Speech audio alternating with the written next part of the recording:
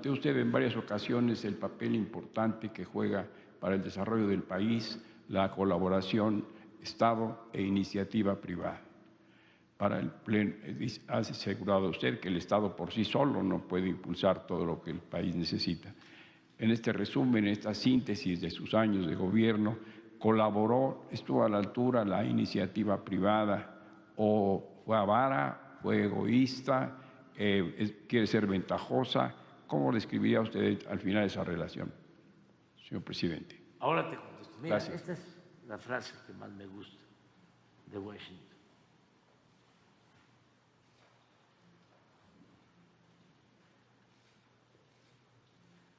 Las naciones no deben aprovecharse del infortunio de otros pueblos. Suena bien, ¿verdad? Sí. Pero no pasó de ahí. Hay que hacerla valer.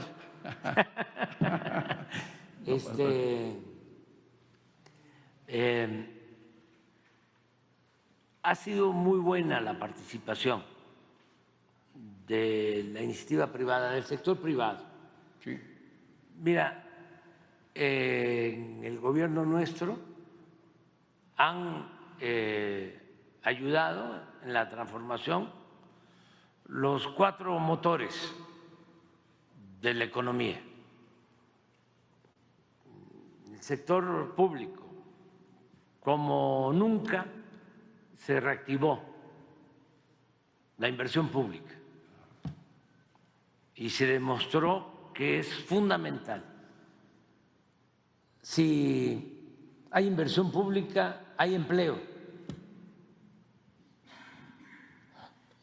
Todo lo que fue el periodo que tú conoces bien de el desarrollo estabilizador, que se le llegó a considerar como el milagro mexicano. Sí, señor. En materia económica, tuvo que ver con la inversión pública. Claro. Mucha inversión pública. Pujante, sí. Sí, se hicieron las carreteras, se hicieron las presas, se hicieron los hospitales, ¿sí? Mucha obra pública, los ferrocarriles. Eso mismo a nosotros nos ha ayudado, porque la construcción del Tren Maya ha significado 500,000 empleos.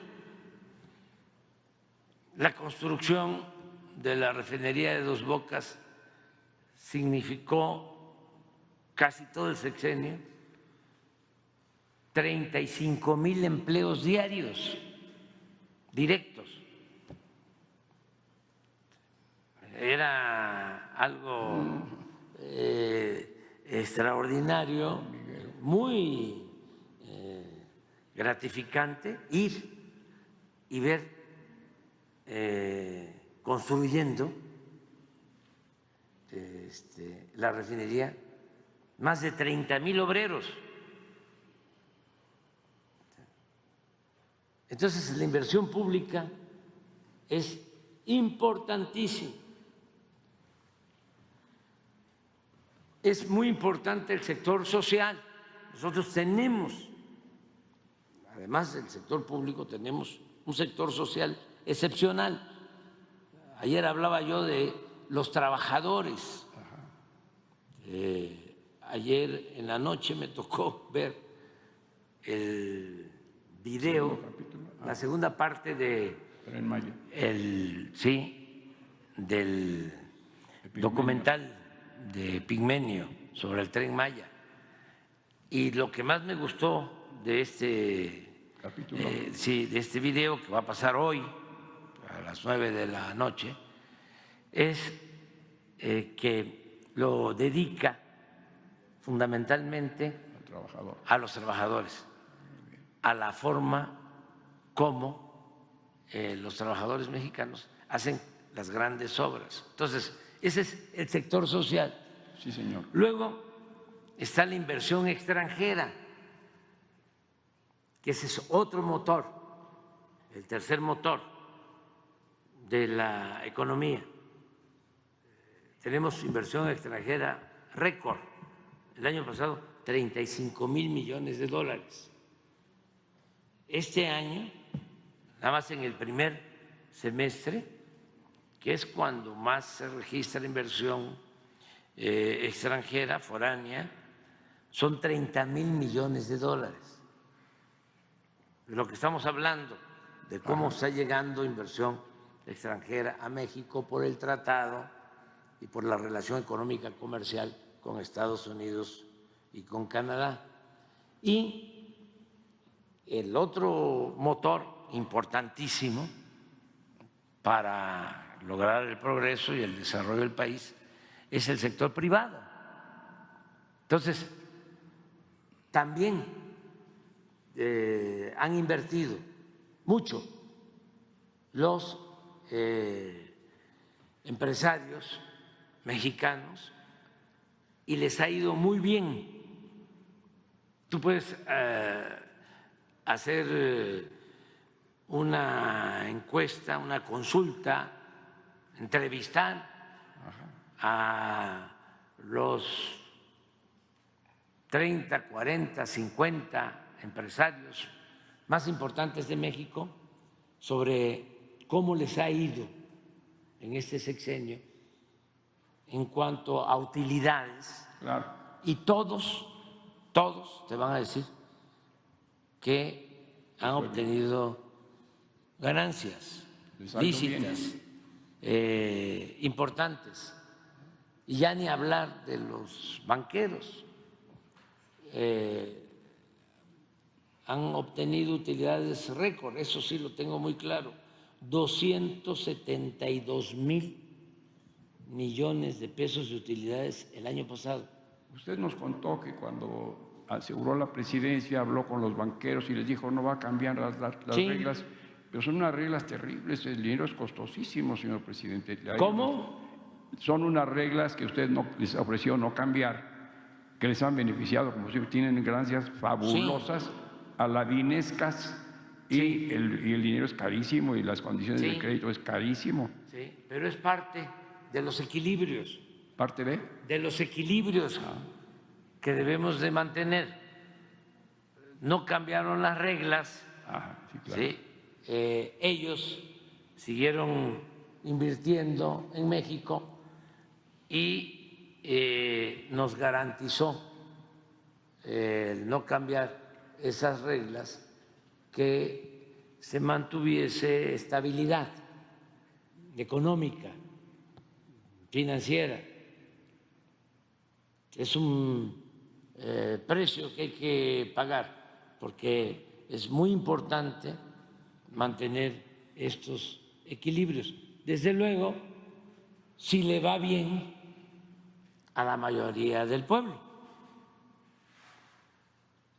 porque yo puedo, Miguel, y me estás tratando un tema muy importante, yo puedo decir que le fue bien en mi sexenio, y se puede probar, a empresarios y a banqueros, pero muy bien, como nunca en la historia.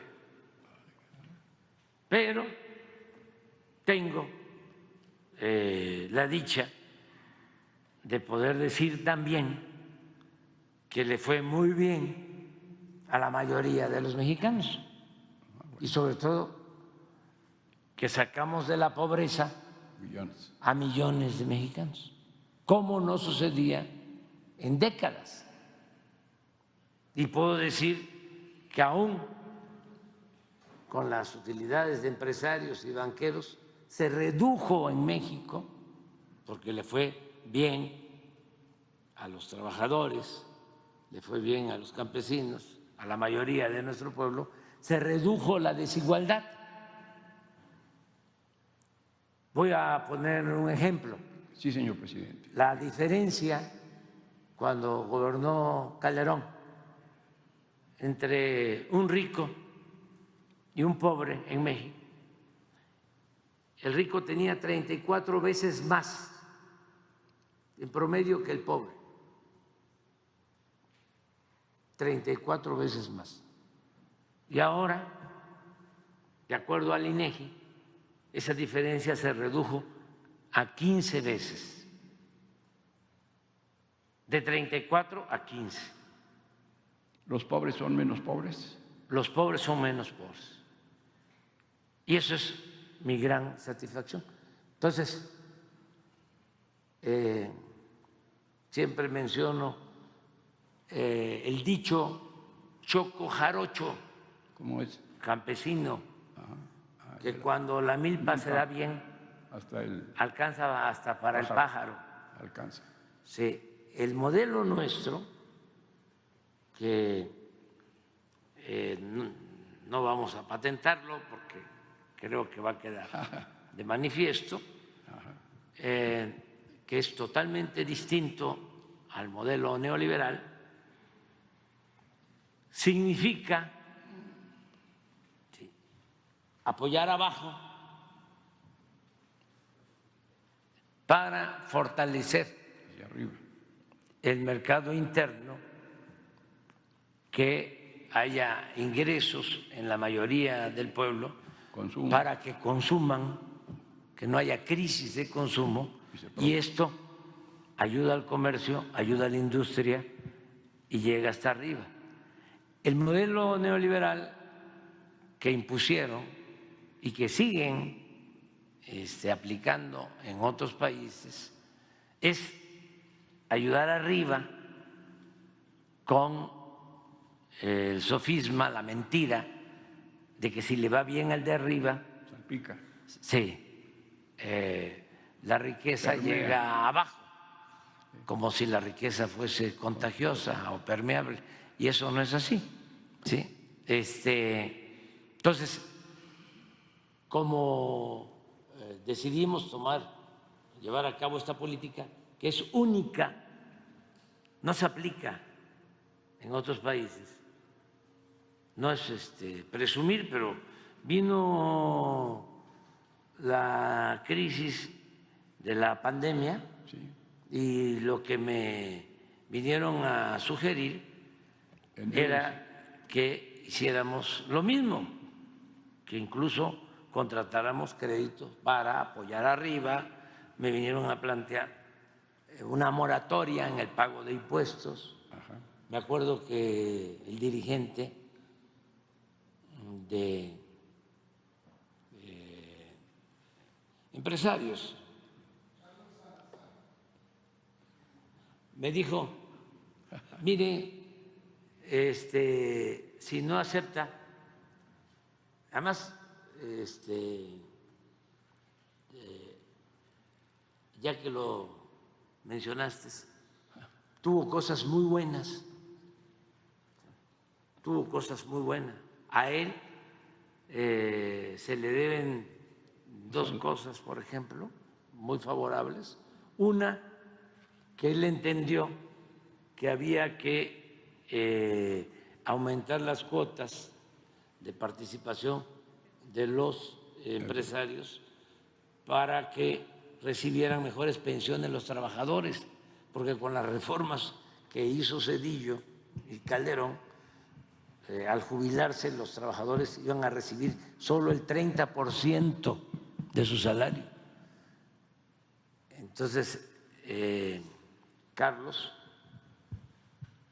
Salazar entendió esto y dijo, nosotros nos comprometemos a incrementar las cuotas, y ahora ya nosotros complementamos este apoyo a pensionados con un fondo para el bienestar, pero ellos ayudaron. Y él ayudó también mucho en que aceptaran los empresarios los aumentos de salario que sacamos por acuerdo unánime en 5 de los 6 años, solo uno. Y fíjense, ese año que no sacamos por unanimidad, el sector obrero, el sector empresarial y el gobierno, el aumento salarial, ese año que no que hicieron los empresarios fue por una organización que está muy politizada y muy adherida a un partido, que es como un sector de un partido. Pero hasta las organizaciones empresariales más fuertes habían aceptado. Es más, cuando se rechazó por parte de esta organización y no se logró el consenso, hasta se molestaron algunos empresarios, grandes. Pero fue la única ocasión que no logramos consenso. Entonces, todo esto se lo debemos a Carlos. Lo de gasoductos también él ayudó en buscar un acuerdo. Ahorramos con una negociación, en vez de cancelar los contratos, 4.500 millones de dólares en la negociación a favor de la Comisión Federal de Electricidad, porque habían entregado en el gobierno anterior contratos verdaderamente leoninos. Bueno, pero en este caso, cuando la pandemia, me dice que me plantean una tregua. Los impuestos. De los impuestos. Y le digo, no, porque nos quedamos, como decía don Isaac Saba, el finado Isaac Saba, que lo recuerdo mucho, porque tenía sentido del humor y éramos amigos. Y una vez le dije, don Isaac, ¿cómo va a andar con ese carro? Está muy viejo, cómprese otro. No, dice, porque me desacompleto. y sí tenía, ¿no?, para comprar otro, pero entonces casi le dije eso, no, nos desacompletamos. O sea, ¿cómo? Y me contesta, ¿sí?, es que es mejor la tregua porque de todas maneras no van a pagar. No va a recaudar nada. Y se equivocó. Afortunadamente sí recaudamos y salimos adelante. Pues, cuestión de equilibrio entonces su gobierno. Gracias, señor presidente, le aprecio muchísimo su muy buen trato. Oye,